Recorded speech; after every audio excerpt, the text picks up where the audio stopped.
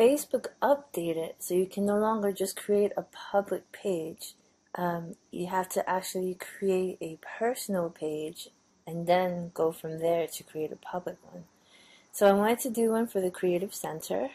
I figured it would be a great way to let people know what's up and coming in Second Life without them having to actually enter the virtual world. And then there will be a community that can be built in Facebook through comments and videos and photographs and events that can be posted there. So I used the Gmail address that I had just created, the Creative Center's one, and I am signing up an administrative account. So this one will be my sort of fake personal one that will then allow me to open the public Creative Center's page. You don't have to do this. You can use your own if that's what you want to do. If you use your own page, you'll just have to realize that you'll be bombarded with your personal stuff as well as whatever's related to your project. If you create a sort of half-fake administrator page, then you can have a distinct separation between your personal stuff and your project. One thing though, Facebook does not want you to create fake accounts. So it's going to actually check the name that you put in to see if it sounds realistic. And this one does not sound real. Creative Center admin is not allowed. So I'm going to use my first name, which will be friendlier if someone actually wants to reach out to me. I'm an admin with a real name. And Centera, Creative Center A for admin. You can add people if you already know people who would like to join you. You can connect straight to Gmail to manage contacts and stuff. It gives good directions to import your contacts. And I'm just going to skip this step because of course I don't really have many. You can follow and like things just like you can with Google+. You have profile that you can fill out. You don't really have to fill it in. It might be useful. It's pretty smart. It can find schools and such. It suggests people in the same area if you put an area. And again, it gives you the option to like people that might have interesting information for you. If I bothered to look around, I could probably find education or something. I always love the option of customizing. At this juncture, when I was creating the admin account, I didn't have the logo, and actually it's probably better that way because the actual avatar is kind of the person that's the admin, so this works.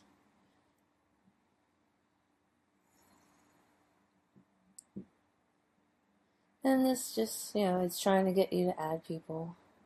It's trying to teach you about public settings, friends. There's a lot you can do here. You can add apps. There's apps for just about anything on Facebook now. I'm sending myself a friend request. And your friends will show up on your wall. So now I can go and create a page and they ask you for category. So I'm saying education. And of course, this is the Creative Center page. This is going to be the public one. So the one I just created was the administrative personal profile one. And this is the public Creative Center page. Is going to have all of the announcements, the contests, any updates, people hopefully connecting together to work on projects and help to teach each other. Try to give a good description so that others can find you and join in. I would advise if you don't have a website for your project, then try to use the Second Life Swirl so that people can find you. Facebook really prefers real information.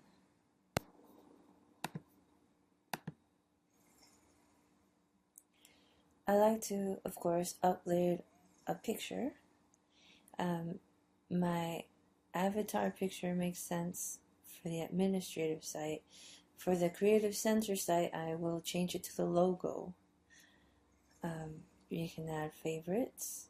It's adding it to your personal administrative site in this case. If you were to do ads, this is where you would really target it up. I've done ads in the past for my personal artwork. It does get you more eyeballs. I've noticed that. And you see there's a lot of audience information categories. Facebook has a great reach.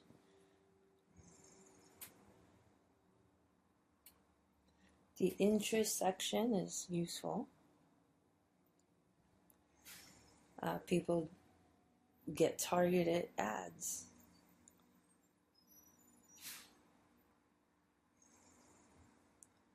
This is the administrative panel.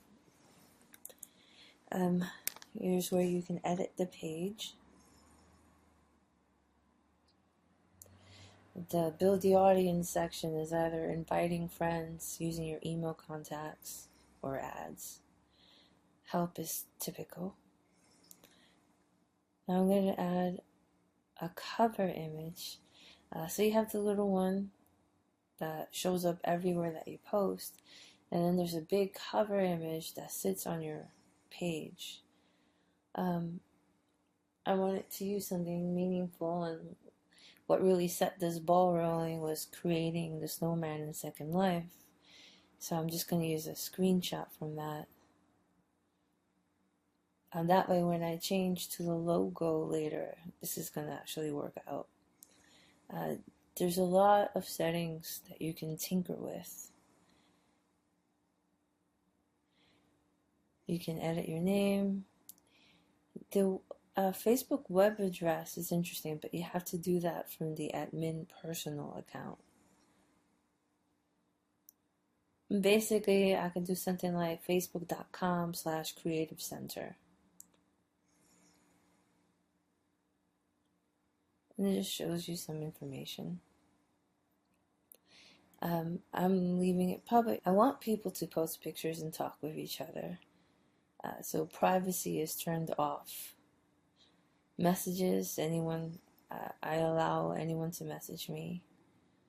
Notifications, I like them emailed to me so that I can get them while I'm out. Of course, you want page visibility if you're actually trying to get people.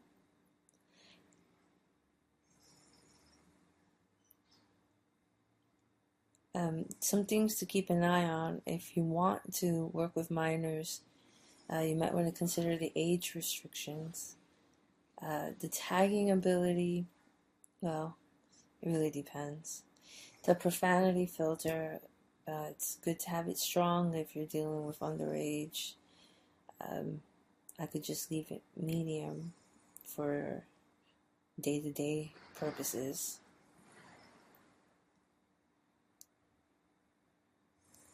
I'm definitely going to have to post a policy somewhere of how we're all supposed to be polite and courteous and encourage our youth to post. You can set up other administrators of pages so you don't have to monitor it alone, which is actually great. There's always more apps you can add, games, for example. Here is the basic photo app. So photos can be shared freely between members of your page. The video app, same thing. Facebook actually hosts its own videos. Events, it's, pretty much what it says. You can post an event and people can say whether or not they're going or if they're thinking about going. I haven't used the Notes app, so I'm kind of leaving that alone for right now.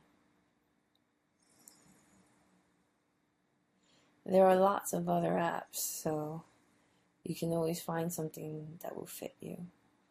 Since Facebook seems to have gotten rid of the polls, there are survey apps out there. So I would suggest getting one, because polls, if someone doesn't really feel like typing a comment, a poll is an easy way to give an opinion. And I think that's really the way to go. Notifications. messages. I think it's all fairly straightforward.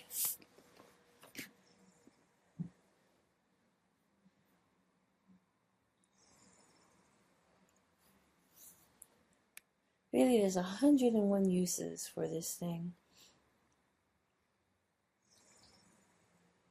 And once you have more than one person posting and administrating, it will really seem lively. The timeline is always there if you want to see when something was posted. It shows you it visually. You can also look at it by year if your site has been around that long. I think between Facebook and Google Plus, you pretty much have everything, except that Twitter still has a great fan base, and those short morsels of information are still useful. So you see, you can visualize it. You see, it shows you sample ads, and yes, you do have to pay to get your ads out there, and how much depends on how long you want it to run, how you want it to target people.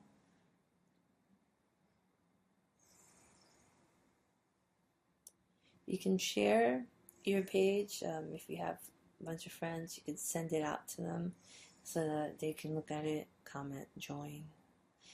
Joining or following a page, you do that by liking it. So this is the sharing thing.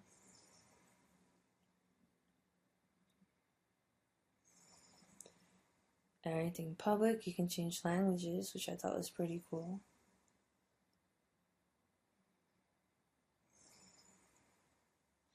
Really, my advice is to play around. See here, I edited the profile picture and I brought in the Creative Center logo. And now I think this looks more balanced. You have the logo and then the big picture. The about, again, as I said, important. Have a good description so that people can find you. Now, I had never actually used Facebook videos before.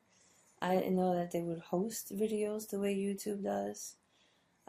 So I actually put the my Sculpty mushroom video. I uploaded it behind the scenes. You didn't need to see that. And once it was there, I went back. And this is kind of cool. I've never seen this before, so I'm just exploring it with you. Okay, so it really is a lot like YouTube, except it's in Facebook. You can add titles, you can add detailed descriptions, you can add dates, locations, comments on a video in here. That's interesting.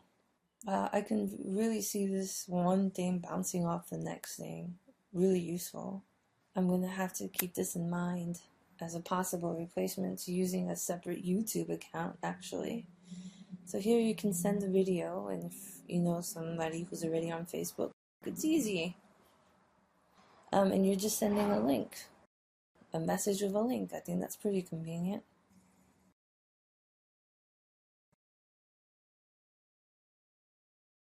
And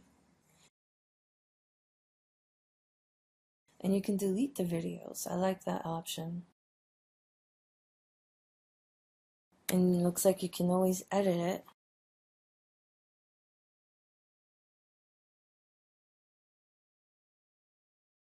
I like that they give you multiple thumbnail options. That way, hopefully, you can find the one that's just right for your video.